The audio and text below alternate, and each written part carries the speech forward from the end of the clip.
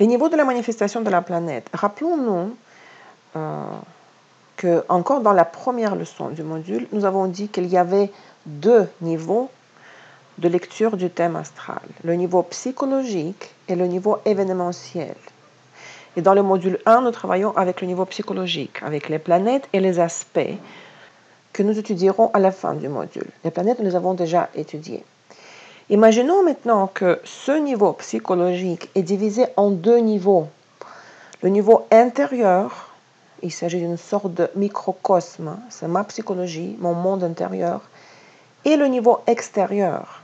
Il s'agit d'un macrocosme, la façon dont je communique avec le monde extérieur.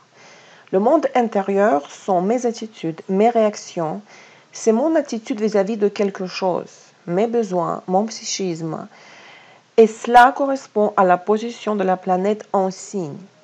C'est ma façon de voir moi-même le fonctionnement de la planète, comment j'aimerais la manifester. Mes attitudes authentiques selon la fonction de la planète. Exemple, Vénus en Scorpion. C'est notre vision de l'argent et des relations, n'est-ce pas? Vous vous souvenez de la fonction de Vénus. Je veux avoir le pouvoir dans une relation, la chaleur, le contrôle. Je veux beaucoup d'argent. Je veux faire passer le test de résistance à la relation et à l'argent. C'est le thème de base. C'est la motivation profonde sur laquelle se superposent les aspects, les dispositeurs et d'autres facteurs.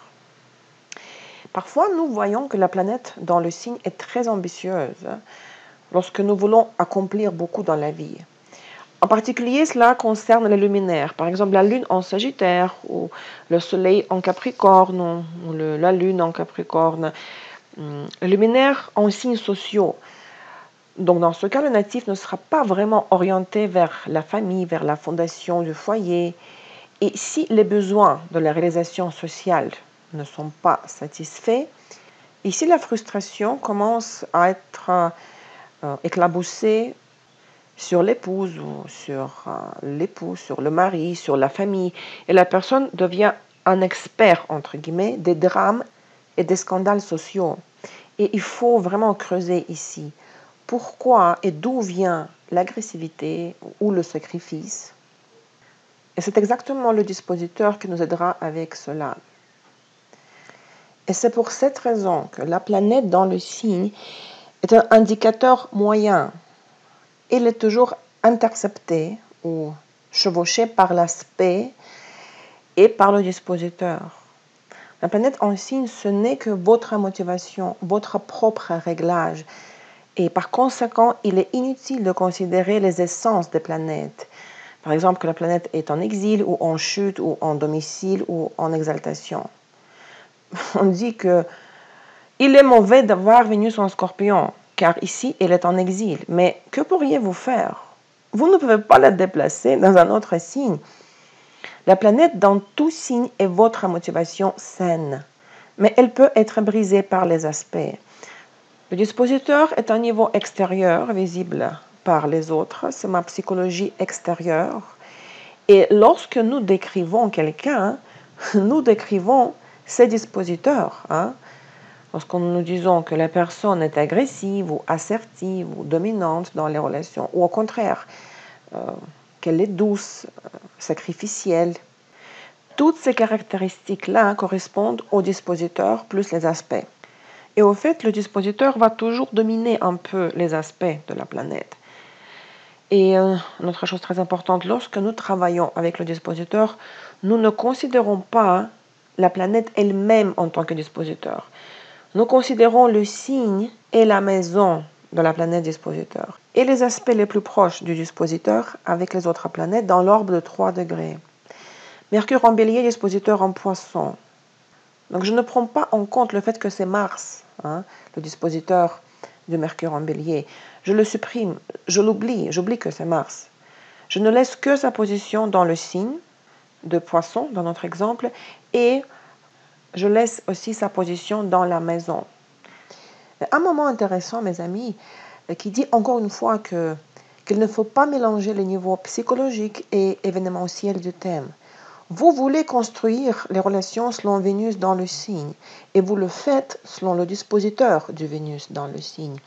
Mais la vie est parfois cruelle et au final, vous construisez les relations selon la maison 7, selon la formule événementielle de la maison 7 et vous jouez, vous manifestez la psychologie déjà à l'intérieur de la formule événementielle de la maison 7. Un deuxième exemple, la lune en Verseau. Mon besoin profond et inconscient est d'observer, de contempler, de fantasmer, d'attendre, de planifier. Et pour être toujours en mode d'attente, le dispositeur de la lune qui est en Lion, par exemple, fait quoi? Je vais prendre l'initiative, attendre le résultat en attirant le plus d'attention possible sur mes problèmes. Dans les relations, la personne avec Vénus rétrograde construit les relations pendant très longtemps. Mais si elle s'est mise en couple avec le partenaire, cela prend aussi du temps pour se séparer, si cela arrive. Les périodes de préparation et de transition d'une phase de la relation à l'autre phase sont très longues. Vénus rétrograde donne une certaine fidélité, mais c'est l'un des signes de la fidélité. Et non pas dans le sens où le natif est dévoué de tout son cœur au partenaire, mais dans le sens qu'il a construit la relation pendant très longtemps, il a investi beaucoup de force et il sent le regret de rompre la relation. Et en ce qui concerne les degrés, notre précision, je vous ai parlé des 3 premiers degrés du signe qui sont destructeurs, qui s'appellent les degrés anaritiques. Vous savez, au contraire, la planète dans les 3 derniers degrés du signe, 27e, 29e, 30e degré, et elle devient presque rétrograde. Ici, la planète qui est rétrograde à la base se trouve dans les 3 derniers degrés du signe. La phase rétrograde est encore plus prononcée ou intensifiée.